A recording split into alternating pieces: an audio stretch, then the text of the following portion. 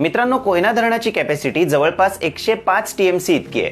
पण तुम्हाला कधी प्रश्न पडलाय का की 1 टीएमसी मध्ये नेमकं किती लिटर पाणी मावतं? तर मित्रांनो, या चित्रामध्ये तुम्हाला जी टाकी दिसते तिचं घनफळ म्हणजेच व्हॉल्यूम आहे 1 घनफूट, ज्याला इंग्लिश मध्ये 1 क्युबिक फीट असं म्हणलं जातं. आता एका घनफुटामध्ये जवळपास 28.31 लिटर इतकं पाणी मावतं आणि 1 घनफुटाच्या ज्यावेळेस 10 लाख टाक्या एकत्र येतील त्यावेळेस त्यांची एकूण कॅपॅसिटी असेल 10 लाख घनफूट, ज्याला इंग्लिश मध्ये 1 मिलियन क्युबिक फीट असं म्हणलं जातं. आता आपण 10 लाख घनफुटाची एकच टाकी असं कन्सिडर करूया आणि 10 लाख घनफुटाच्या एका टाकीमध्ये जवळपास 2,83,16,846 लिटर इतक्या प्रचंड कॅपॅसिटीमध्ये पाणी मावतं आणि 10 लाख घनफुटाच्या ज्यावेळेस 1000 टाक्या एकत्र येतील त्यावेळेस ती एकूण कॅपॅसिटी असेल 1 टीएमसी. आता यामध्ये टीएमसीचा अर्थ होतो 1000 मिलियन क्युबिक फीट. आता तुम्हाला प्रश्न पडला असेल की 1 टीएमसी मध्ये नेमकं किती पाणी मावतं?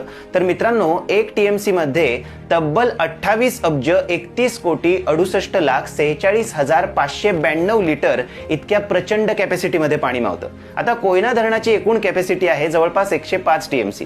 त्यामुळे कोयना धरणामध्ये एकूण किती लिटर पाणी असेल तो आकडा न बोललेलाच बरा. आता ही माहिती सेव्ह करून ठेवा आणि जास्तीत जास्त लोकांना शेअर सुद्धा करा.